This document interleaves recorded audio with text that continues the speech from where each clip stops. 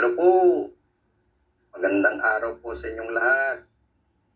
Hingi po ako sana sa inyo ng konting pabor. Tulong nyo na lang po sa tulad naming mga content creator. Baka naman po pwedeng paki-like, subscribe, at pakitap na rin tong maliit na bell sa gilid para ma-notify ko kayo pag may bago akong i-upload na video. Sana huwag niyong kalimutan mag-subscribe. Salamat po.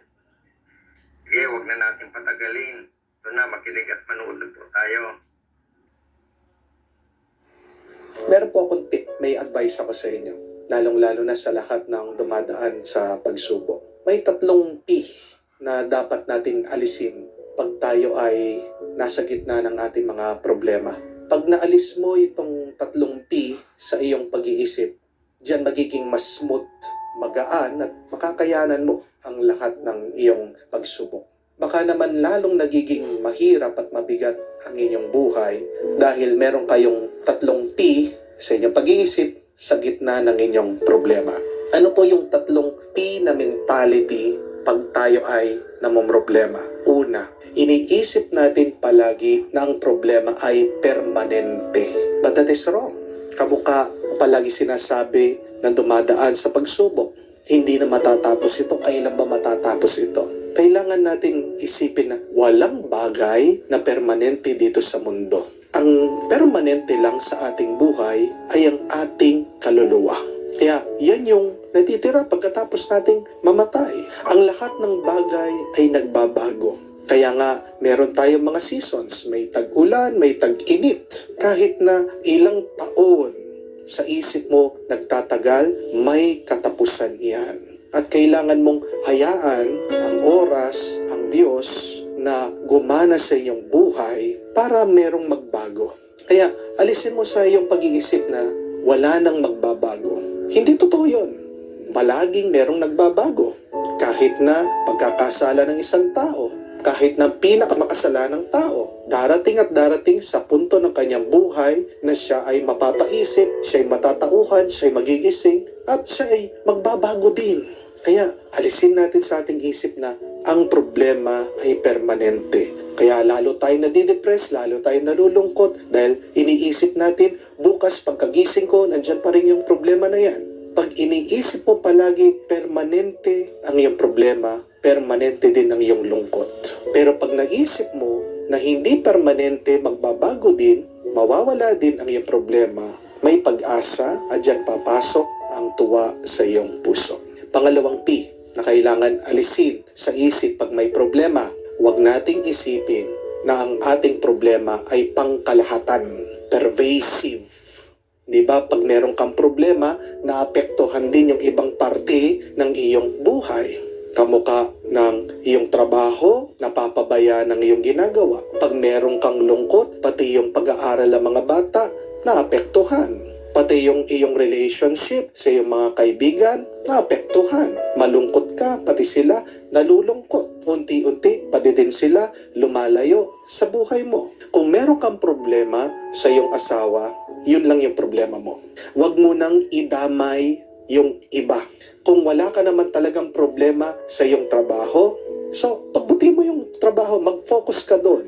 Huwag mong idadamay yung ibang aspeto ng iyong buhay dyan sa isang problema mo. Magagawa ba natin yon? Mahirap pero posible kung tayo ay mag-focus. Anong ibig sabihin na pangkalahatan? Hindi ibig sabihin na pag meron kang isang problema na kumakalat na ito, na idadamay mo na ang lahat. Kamukha pag merong isang sirang kamatis, kailangan mong iwalayan. So you need to isolate it. And remember that the other parts of your life are still healthy and good. So huwag mong idadamay yung mga hindi naman dapat kasali dyan sa iyong problema. Yung pangalawa. Pangatlo, kailangan nating isipin na ang problema ay hindi personal. Walang personalan. Huwag mo iniisip na ikaw lang ang may problema. Dahil pag pinepersonal mo ang problema, lalo kang mabibigatan, lalo kang mahihirapan. Huwag mong sisisihin yung iyong sarili. Napakarami mga tao, gayang ginagawa, sinasabi, bakit kaya ako iniwan? Kasi siguro, pangit yung ugali ko. Siguro dahil pangit ako. Siguro dahil tumaba ako. Do not make it personal. Sometimes, it is not us who has a problem. It is the other person. Kaya, kung meron kayong away ng iyong asawa, kung nagbabae siya, hindi mo problema yan. Problema yan. Huwag mo sisisihin yung sarili. Pero maganda din na suriin ang sarili. Isipin, ano pa kaya yung magagawa ko para ma-improve yung aking sarili, yung aking pagkatao. Kasi ang pangangaliwa ay isang sinyalis na may hinahanap ang lalaki. Dahil ganyan tayong tao eh. Gusto natin palagi merong bago sa ating buhay. Kaya nga, ang relasyon ng tao, kailangan merong stability, faithfulness, pero kailangan din na merong excitement, merong pagbabago, change. Kailangan balansehin yung dalawa. At nasa sentro pa rin nun, yung pagnanais na lumago, na maging mabunga yung ating pagsasama at relasyon sa bawat isa. Why do we receive sufferings in our lives? Galing ba lahat sa Diyos yan? Huwag natin sisihin ng Diyos sa lahat ng bagay na nangyayari sa ating buhay. Dahil kung gagawin ng Diyos na smooth lahat, kukontrolin ng Diyos ang lahat ng aspeto ng ating buhay, ay magiging robot na lang tayo. Mawawala yung ating pagkatao. Tayo ay tao sa pamamagitan ng ating mga karanasan at parte dyan yung ating nararanasan na sakit. Pag inalis ng Diyos yung sakit, yung paghihirap, nawawala ng iyong pagkatao. So maniwala, magtiwala na may halaga ang iyong pinagdadaanan. At ipagdasal mo yan. Tanong mo sa Diyos, para saan ba itong aking pagsubok na ito? At ano ang matututunan ko dito para ako ay maging mas mabuting tao, maging mas banal na Kristiyano? Pinagdadasal ko po kayo. Sana maituwid niyo yung pag-iisip. May problema na kayo, huwag niyo nagdagdagan pa. Manatili kayong tapat at mabuti, nakikita ng Diyos ang inyong katapatan, ang inyong kabutihan, at kayo ay pagpapalain ng Diyos yan sa inyong kagandahang loob. Do not take long in your sadness, in your depression. Yes, you can be sad, but give yourself also the permission to be happy. Pangalawa, do not depend your happiness on others. Pag hinahanap mo ang tuwa mo sa ibang tao, nag-e-expect ka na gawin kang masaya ng taong yan, you will be disappointed. Dahil tayong mga tao, hindi tayo ang may-ari ng tuwa. It is God, at ito ay regalo sa atin. Gusto mo bang maging masaya? Ito yung unang-unang gawin mo. You should love yourself first. Bago mo hanapin na mahalin ka, niyang iyong ex-partner or ex-boyfriend, ang tanong, ikaw ba, minahal mo bang sarili mo? Kasi bakit ba tayo nagmamahal? Nagmamahal tayo kasi meron tayong gustong ibahagi at ibigay sa iba. Hindi tayo nagmamahal dahil nag-i-expect tayo na mahalin tayo ng iba. Tuwa mo yung nagbibigay, tuwa mo yung nagbahagi. Ngayon, kung hindi in-appreciate yung binigay, yung pagbabahagi mo, yung pagsasakripisyo mo, hindi mo dapat problema yon. Problema yon nung taong binigyan mo. Wala kang problema sa pagmamahal. Kung nagbigay ka, nagsakripisyo ka, at sinayang lang yung pagmamahal na yon, isipin mo ito, walang nasasayang sa nagmamahal. Walang nasasayang sa taong nagpapakita ng kabutihan. Dahil lahat ng kabutihan natin ay babalik din sa atin. Kung hindi man yung taong yon, ibabalik niya sa iyo o re-reciprocate, ang Diyos, kita niya lahat. So, mas maganda na magtiwala ka unang-una sa Diyos bago doon sa taong minahal mo. Susunod, you have to make a dream for yourself. You need to have a vision for yourself. Hayaan mo muna yung lalaking yon. Maaaring meron kayong panaginip para sa bawat isa, para magkaroon ng pamilya. Kailangan din na magkaroon tayo ng sarili nating panaginip at plano. Ano yung plano ng Panginoon ngayon para sa iyo? Kailangan mong dasalin ito. Kailangan mong hilingin ito sa Diyos. Tandaan mo, minsan sa buhay, hinahayaan tayo ng Diyos na masaktan, masira ang ating plano para makapasok yung plano niya, para makita natin yung kagustuhan niya. It is only when our hearts are broken that God can enter into our hearts. Tandaan mo yon. Ang mga nasirang plano, nandyan yan. Minsan gawa din yan ng Diyos dahil meron siyang gustong mas magandang plano o meron siyang mas magandang panaginip para sa iyo. Tandaan mo yon. So, if you are sad, accept that. But after giving time, bigyan mo ng oras at panahon yung iyong sarili, tumayo ka muli, mag-umpisa ka muli. Tinatanong mo, bakit ganun kabilis para sa kanya, kalimutan ka, hindi mo problema yon. Problema niya yon. Bigyan mo ng panahon yung iyong sarili. So, I want you to pray over this. Tanong mo sa Diyos, Panginoon, dito sa aking failed relationship, dito sa aking nasirang ugnayan, pagsasama, dito sa taong minahal ko, saan mo ba ako dinadala? Ano ba yung tinuturo mo sa akin? Ano ba ang iyong kagustuhan ngayon na dapat gawin ko sa aking buhay? It's okay to be confused. It's okay to be lost. Lahat tayo nalilito. Madalas hindi natin alam kung anong gagawin natin. Pero mas mahirap maghanap ng daan sa dilim. Tandaan niyo yan. Paano dumidilim ang ating buhay? Sa lungkot. Pag nakasarang yung mata dahil ikaw ay umiiyak, dahil ikaw ay nagkukulong. Kaya nga, kung gusto mong makita ang daan para mag-move forward ka, para magpatuloy ka sa buhay na ito, anong kailangan mong gawin?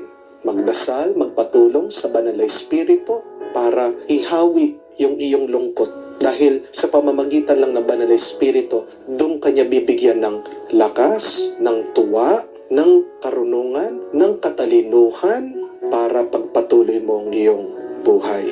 So again, it's okay to be sad. Okay lang yan. Tanggapin mo.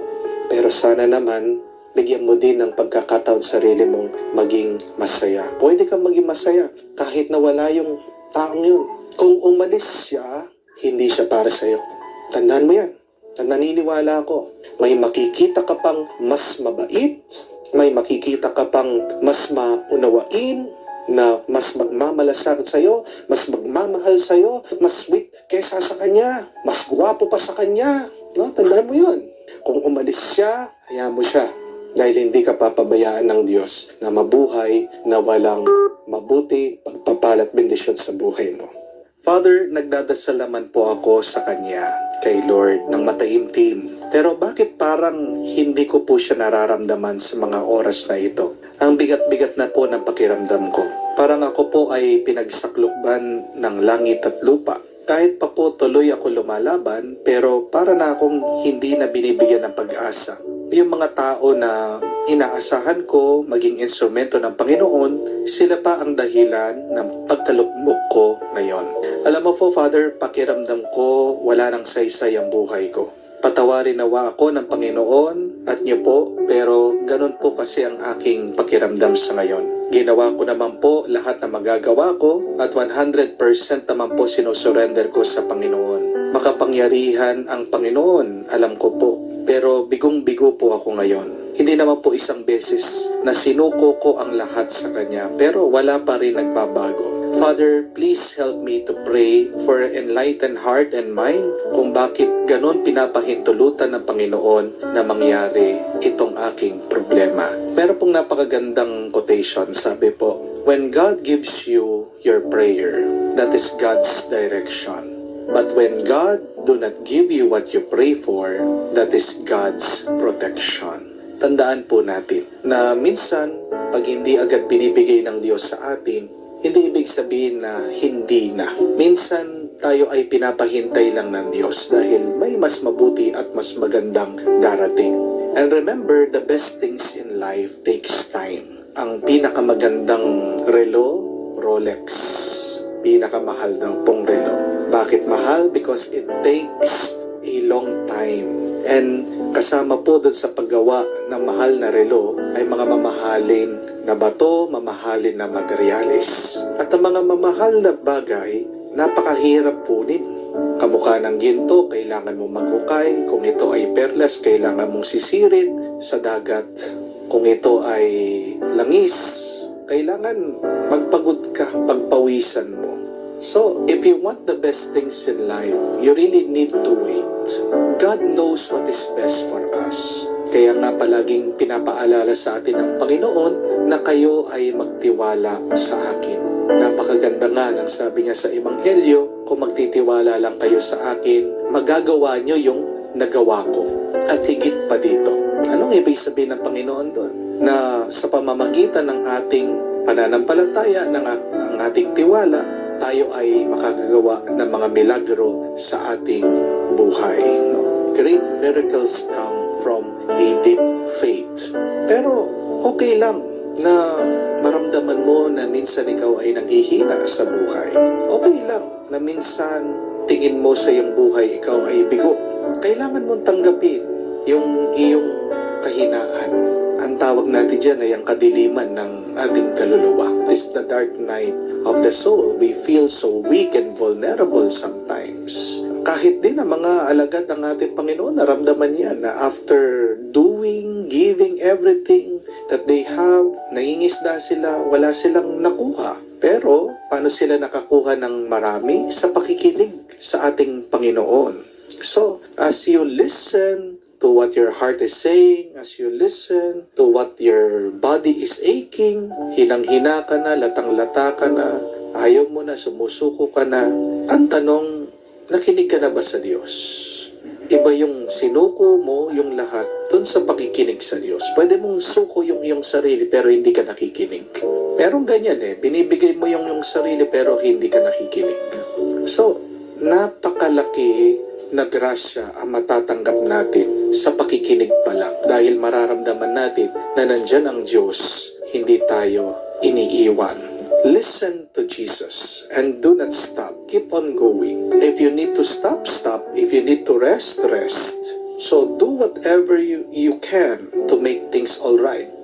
But trust in the Lord that God is doing something. It may be invisible, hindi mo man nakikita, pero may ginagawa ang Diyos. But you need to open yourself. Kailangan mulat ka. Bukas ang iyong isip, bukas ang iyong tenga, bukas ang iyong puso sa kaluluwa. Dahil pag sinara mo sarili mo, you may be missing God's grace. You wait. Maghintay ka. At hindi ibig sabihin binigay mo na yung 100% mo ay sigurado na ang tagumpay. Kahit na diligan mo 100%, yung buto na katanim-tanim mo pa lang ay bukas hindi naman tutubo yan at magkakaroon ng bunga. Kahit na ipagdasal mo na tumubo bukas yung katatanim mo, hindi tutubo yan. Kailangan mo talagang maghintay at maniwala. Dito ka inaanyayahan ng Diyos. At tanong, bakit ka ba nagmamadali? Magandang tanong din po yan sa ating lahat. Bakit ba tayo nagmamadali? Pinaghihintay tayo minsan ng Diyos kasi baka yung nasa harapan natin, hindi man natin mapansin-pansin. Baka ang hinahanap mong pagpapala ay nasa harapan mo na. Kaya nga ikaw ay pinahinto muna ng Diyos. Tanungin mo din ang iyong sarili, ano bang nakapaligid sa akin? Ano bang nasa harapan ko ngayon sa aking buhay? Kung anong nasa harapan mo, yan ay biyaya ng Diyos. Kung hindi mo kayang magpasalamat sa kung ano yung ngayon, bakit anong pagkakaiba nun sa ibibigay ng Diyos? Kung sa mga maliliit na bagay at biyaya, hindi mo na ma-appreciate, mas pa pag binigyan ka ng malaking bagay ng Diyos. Dahil ang naging ugali mo ay unappreciative, ungrateful. So the proper attitude that while you wait is be appreciative, be grateful. And when you are grateful, when you thank the Lord, when you appreciate the things in your life, it is so difficult to fear. It is difficult to be anxious. It is difficult to be afraid. It is difficult to be sad. Because being grateful gives joy to our hearts and soul. So, wait, pray, trust the Lord, and be grateful.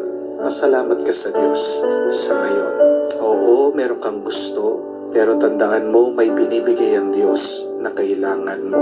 I hope and pray that you keep on praying, keep on hoping on the Lord. Maghintay.